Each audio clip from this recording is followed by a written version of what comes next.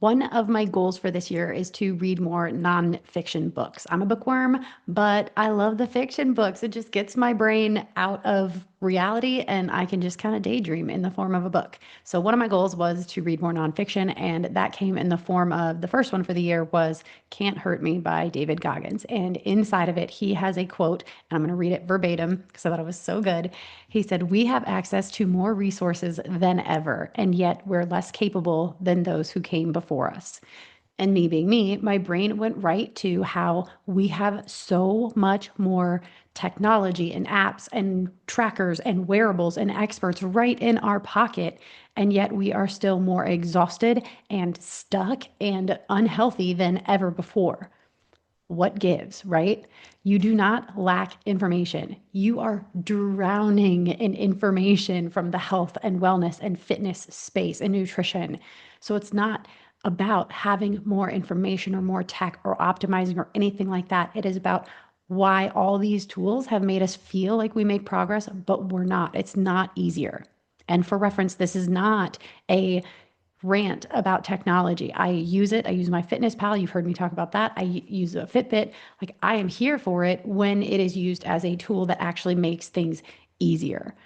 So I firmly believe that you are not failing or stuck or frustrated because you don't know what to do.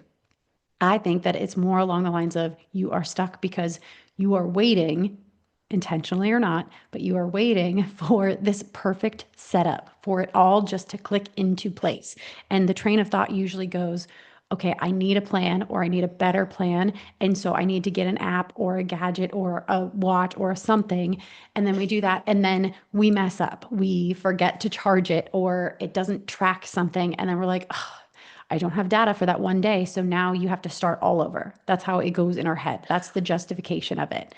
And too many options creates hesitation. You've heard that phrase, analysis by paralysis. That's what all this optimization really does to us. It doesn't help us create momentum at all when it's used like that. Things get so complicated and overwhelming that we just quit. Not because we're lazy, but because we're so overwhelmed with decision fatigue. Like, we're overwhelmed with decision fatigue just when it comes to making dinner.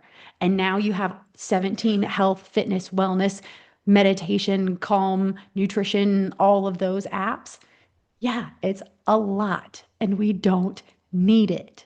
Some of them are very nice to have. Yes, like I said, I use them. However, what has worked and what will continue working is the basics, and not through optimization, not optimizing the basics, just doing more of them, following through on the actual basics themselves, getting consistent, move, eat, sleep, repeat.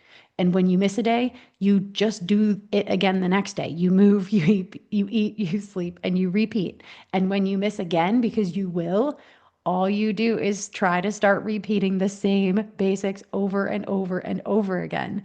You don't need the best system. You just need a system that you are going to do consistently. And the basics are so simple. Not always easy, I understand that, but it is the principle of it is so simple. You don't have to research anything. You don't need another tool. What we're doing here is reducing the number of decisions that you have to make. Pick something boring, pick something simple, pick something that's repeatable, something you can do that's so silly easy, you can do it on your worst day and just start there. Because more data isn't going to fix anything in that split decision where you're trying to decide if you want to keep going or if you want to quit. That's an emotional decision. No Fitbit is going to tell you otherwise. No Apple Watch is going to give you a notification telling you to emotionally how to connect with it and keep going. That's not what the tech does, because we are human. We make mistakes, but when we do the basics, when that is the plan, oh my gosh, it's like magic. It really is, because all you have to do is the next right step to get you on track. Move, eat, sleep, and repeat. Not perfectly, consistently. So build that self trust, doing the basics consistently. You will hear me say consistently a lot from here on out, forever till the end of time. So if you are feeling the urge to research something, to order a different wearable or tracker or gizmo or gadget, Or if you're wanting to just scrap your whole plan and start over, stop. Instead, go grab my free No More Excuses guide where I will coach you through every one of these reasons that we give ourselves to not follow through.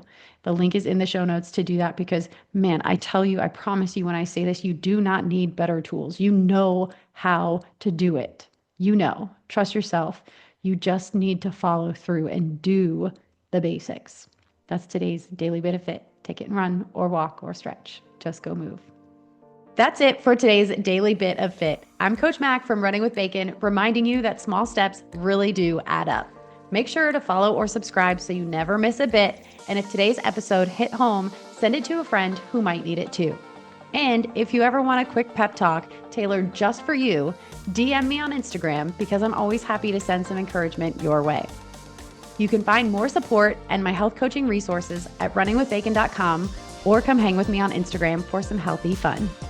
Until next time, keep taking those small steps because you don't need a perfect plan, just a consistent one.